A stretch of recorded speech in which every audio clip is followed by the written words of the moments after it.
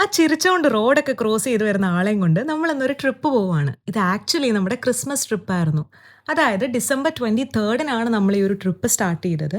Road ട്രിപ്പാണ് plan. 4 ദിവസം നീണ്ടു നിൽക്കുന്ന ഒരു കിടിലൻ റോഡ് ട്രിപ്പ്.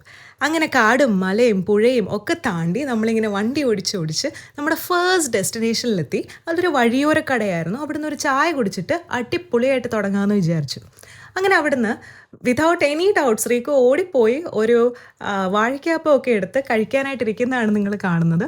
ഞാൻ എന്നിട്ട് അവിടുത്തെ കണ്ണാടി കൂടെയൊക്കെ ഒന്ന് പരതിയപ്പോൾ വളരെ നൊസ്റ്റാൾജിക് ആയിട്ടുള്ള ഒരു ഐറ്റം കണ്ടു. കൊഴക്കട്ട. സാധാരണ കൊഴക്കട്ടയായിരുന്നില്ല, മറ്റേ അരിയൊക്കെ അരച്ചുണ്ടാക്കുന്ന കൈൻഡ് ഓഫ് കൊഴക്കട്ടയായിരുന്നു, ജീരകമൊക്കെ വെച്ചിട്ട്. അതിനൊരു നൊസ്റ്റാൾജിക് ടേസ്റ്റാണ്. അങ്ങനെ അതും ചായയും ഒക്കെ ഓർഡർ ചെയ്തു. എന്നിട്ട് അവിടുന്ന് നമ്മുടെ ട്രിപ്പ് സ്റ്റാർട്ട് ചെയ്തു വീണ്ടും. പിന്നെയുള്ള നമ്മുടെ ഡെസ്റ്റിനേഷൻ ലഞ്ച് കഴിക്കാൻ വേണ്ടിയിട്ടായിരുന്നു.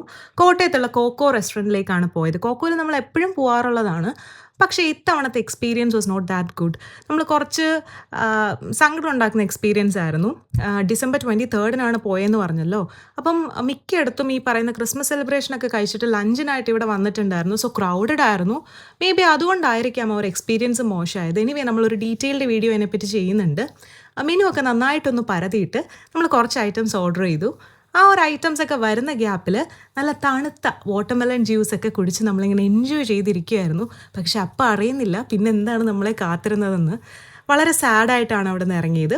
വീണ്ടും നമ്മുടെ ഡ്രൈവിംഗ് സ്റ്റാർട്ട് ചെയ്തു. ഒരു 9 മണിയോടുകൂടെ നമ്മുടെ ആദ്യത്തെ ഡെസ്റ്റിനേഷനിൽ എത്തും എന്നാണ് നമ്മുടെ ഒരു കണക്ക് കൂട്ടൽ. സോ നമ്മുടെ ട്രിപ്പ് തുടങ്ങുകയാണ്. ബാക്കി വീഡിയോസൊക്കെ പുറകെ വരുന്നുണ്ടാവും. Keep watching.